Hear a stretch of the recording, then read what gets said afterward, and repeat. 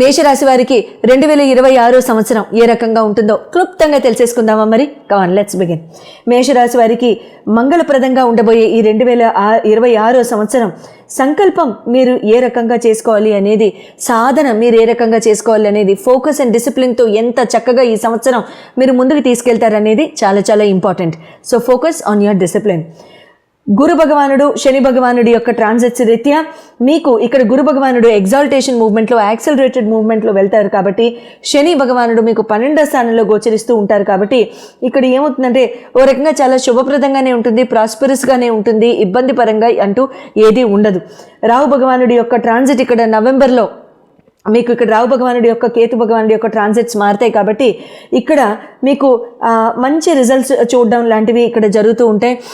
ముఖ్యంగా మీరు ఉద్యోగ వ్యాపార పరిస్థితుల్లో మీకు మార్పులు చేర్పులు ఎక్కువగా జరగడానికి అవకాశం ఉంటుంది.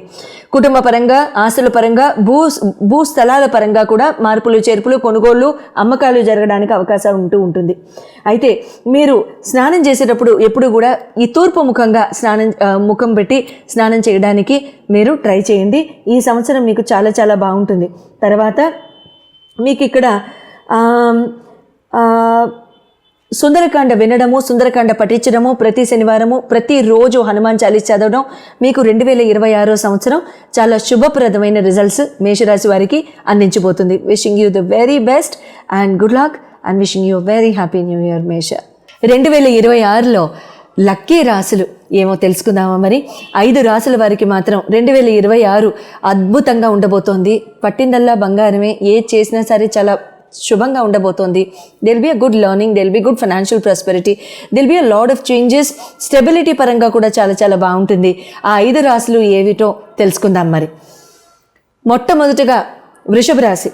వృషభ రాశి వారికి ఏ రకంగా ఈ 2026 అదృష్టాన్ని తెచ్చిపెట్టబోతోంది అనేది తెలుసుకుందాం. వృషభ రాశి వారికి స్టెబిలిటీ చాలా జీవితంలో ఉంటుంది. అంటే నిలకడగా లేని ఆస్పెక్ట్స్ ఏమైనా జీవితంలో కనుక మీకు గడుస్తూ ఉన్నట్లయితే వాటికి బాగా అటువంటి ఆస్పెక్ట్స్లో మీకు బాగా నిలకడ రావడం, జీవితం చక్కగా స్టాండర్డ్గా స్టేబుల్గా ఉండడం లాంటిది మీరు ఈ ఇయర్లో చక్కగా చూస్తారు. తర్వాత సక్సెస్ పరంగా చాలా చాలా బాగుంటుంది, అభివృద్ధి పరంగా బాగుంటుంది. మీరు ఏది చేసినా సరే చక్కగా fruits of that particular work will be reaped by you.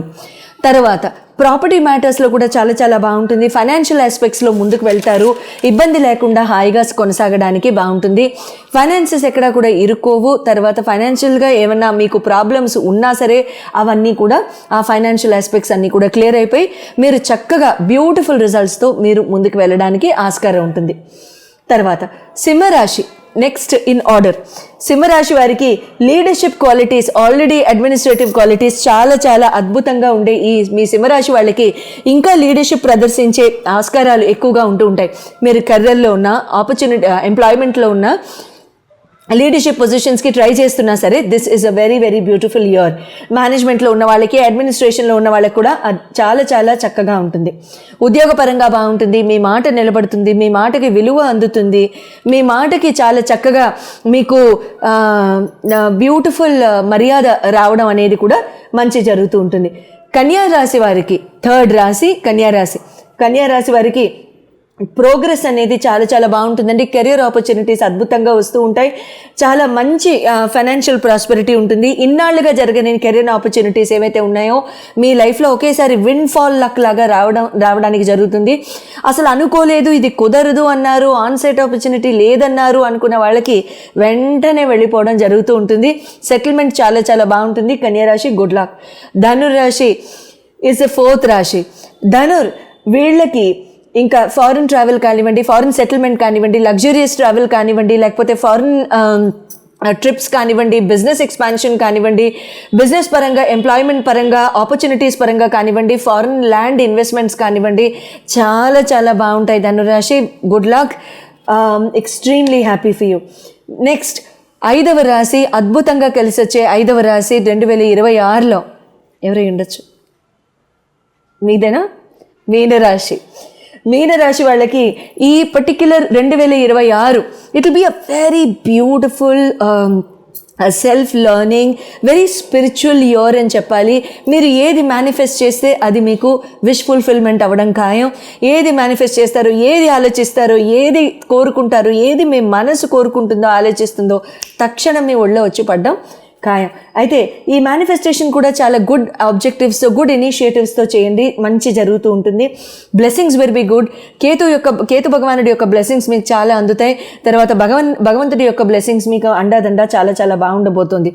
All in all this is going to be a very very positive year for Vrishabha, Kanya, Dhanur, తర్వాత మీనరాశి అండ్ సింహరాశి all together. All the very best to all 5 of you. 2026 అందరికీ కూడా చాలా చాలా బాగా కలిసి రావడానికి, తర్వాత అందరికీ కూడా చాలా ప్రాస్పరస్గా ఉండడానికి ఒక చక్కటి దైవనామంతో కూడిన ఒక రెమెడీ చెప్పుకుందాం. 2026 1 నంబర్ ఇయర్ అని మనం చెప్పుకున్నాం కాబట్టి ఆ పర్టిక్యులర్ 1 నంబర్ ఇయర్కి రామ భగవానుడు అంటే రాముడు సూర్యవంశీ కాబట్టి రామ భగవానుడి యొక్క నామాన్ని రెడ్ కలర్ పెన్తో ఒక కొత్త నోట్బుక్ తీసుకోండి, చిన్నదైనా పర్వాలేదు, 100 pages అయినా. రామకోటి రాసేమా అండి అంటే మీ ఇష్టం, మీ ఓపిక, మీరు రాయగలుగుతాము శ్రద్ధగా అనుకుంటే దయించి రాయండి. లేదు అలా కాదు ఒక 2-3 months అయినా రాస్తాము శ్రద్ధగా అనుకున్న వాళ్ళు ఓ చిన్న 100 pages బుక్ అట్లాంటివి ఏవో దొరుకుతాయి కదా, అది వైట్ కలర్ బుక్ తీసుకుని రెడ్ కలర్ పెన్తో రామనామాన్ని రాయండి. జై శ్రీరామనో, ఓం శ్రీరామనో, జై శ్రీరామనో, జస్ట్ శ్రీరామనో, రామ అనో, మీ ఇష్టం, మీరు ఏది రాయాలనుకుంటే ఆ భగవన్నామాన్ని అట్లా రాయండి. అయితే అట్లా కనుక మనం రాసినట్లయితే ఖచ్చితంగా జీవితంలో ఎటువంటి అడ్డువులున్నా, ఎటువంటి మలుపులున్నా, ఎటువంటి చిక్కులున్నా, ఎటువంటి చికాకులున్నా, ఎటువంటి అవకతవకలు జరుగుతున్నా, ముందుకు వెళ్ళి వెనక్కి వస్తున్నా, ఒక సొల్యూషన్ లేదు, ఎవరితో చెప్పుకోవాలో తెలియదు అనుకుంటున్నా, మీకు ఖచ్చితంగా సొల్యూషన్ అనేది 100% 21 days to 40 daysలో జరిగిపోతుంది. చాలామందికి లెర్నింగ్ ఇంపాక్ట్ అవుతూ ఉంటుంది, ఎడ్యుకేషన్ ఆగిపోతూ ఉంటుంది, బ్రేకులతో ముందుకు వెళ్తూ ఉంటుంది. లెర్నింగ్ అనేది కంప్లీట్గా ఇంపాక్ట్ అవ్వడం కనబడుతూ ఉంటుంది.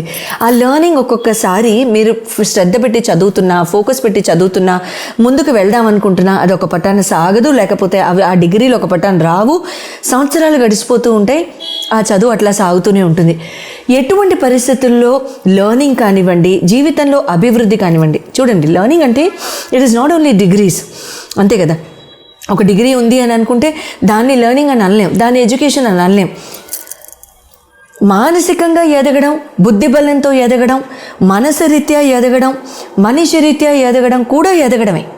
అందరూ పుస్తకం పెన్ను పట్టుకోవాలని లేదు కదా. ఇప్పుడు మన పెద్దవాళ్ళు ఉన్నారు, చాలా చాలా పెద్దవాళ్ళు ఉన్నారు, సగం మంది చదువుకొని ఉండొచ్చు, సగం మంది చదవలేకపోయి ఉండొచ్చు. వాళ్ళ పరిస్థితుల రీత్యానో, వాళ్ళకి అవసరం లేకనో, వాళ్ళ జీవనాధారం వేరే అయ్యుండో, ఏదో ఒకటి for some genuine reason, let us believe that. అటువంటప్పుడు వాళ్ళకి విద్య లేదు అని మనం ఎలా అనేస్తాం? ఏదో ఒక బుద్ధి బలం ఉన్నప్పుడు, ఏదో ఒక బుద్ధి సంస్కారంగా ఉన్నప్పుడు, సంస్కారవంతులై ఉన్నప్పుడు అదే బుద్ధి బలం, అదే విద్య, అంతే కదా. అంతేగాని మ్యాథ్స్, సైన్స్, సోషలే విద్య అని అనలేం కదా. సో కాబట్టి ఇక్కడ ఎటువంటి లెర్నింగ్ అయినా మన జీవితాల్లో లేదు అనుకున్నప్పుడు వంట నేర్చుకుంటాం, ఒక ఆర్ట్ నేర్చుకుంటాం, ఒక హాబీ నేర్చుకుంటాం, అది విద్య కదా, అది కళ కాదా? అన్నీ విద్యలే. మాట్లాడడం నేర్చుకోవడం కూడా విద్యే, అవతల వాళ్ళ మనసుని హర్ట్ చేయకుండా ఉండడం కూడా విద్యే, అన్నీ విద్యలే. సో ఇటువంటి విద్యలు ఏవైనా సరే మనకి గనక మధ్యలో ఆగిపోతున్నాయి, మనకి ముందు వెళ్ళలేకపోతున్నాం అనుకున్నప్పుడు మీ జన్మ కుండల్లో చంద్రుడు ఏ ప్లానెట్ చేత పీడింపబడుతున్నాడు అనేది తెలుసుకోవడం చాలా చాలా ఇంపార్టెంట్. ఎందుకంటే చంద్ర భగవానుడి యొక్క ఆస్పెక్ట్ కానివ్వండి, చంద్రుడి మీద ఆస్పెక్ట్ ఉన్న ప్లానెట్ కానివ్వండి, they will play a major role in this particular regard. అటువంటప్పుడు మాత్రమే జీవితంలో up and down roller coaster or otherwise in terms of ఒక చిన్న మూవ్మెంట్లో వెళ్తూ ఉంటుంది లైఫ్. సో చంద్రుడు ఈయన్ని ఇంపాక్ట్ చేసే ప్లానెట్, చంద్రుడు ఆస్పెక్ట్ చేసే ప్లానెట్, ఈ రెండింటిని గనక శ్రద్ధగా చూసుకున్నట్లయితే అటువంటప్పుడు ఆ ప్లానెట్కి సంబంధించిన రెమెడీస్ చేసుకోవడం, ఆ ప్లానెట్కి సంబంధించిన డొనేషన్స్ ఒకవేళ అవసరం ఉంటే నేను చెప్పడం జరుగుతుంది. కాబట్టి ఒకవేళ కనుక నెక్స్ట్ టైం మీరు కాల్ చేసి తీసుకుంటున్నప్పుడు ఈ మానసిక ధైర్యం లేకపోవడం, ఇమోషనల్గా ఉత్తేజం లేకపోవడం, యాంగ్జైటీ, స్ట్రెస్, డిప్రెషన్, మందులు మింగడం, స్లీప్ టాబ్లెట్స్ మింగడం, ఇలాంటివి ఏవైనా సరే, ఊరికినే కన్నీళ్ళు రావడం, ఇలాంటివి ఏం జరుగుతున్నా సరే, this is one of the major reasons and the only reason. So next time మీరు కాల్ చేసినప్పుడు ఈ ప్రశ్న నేను ఆటోమేటిక్గా చెప్పుండకపోతే దయించి just please question me and I will clear it out. Thank you so much and all the very best.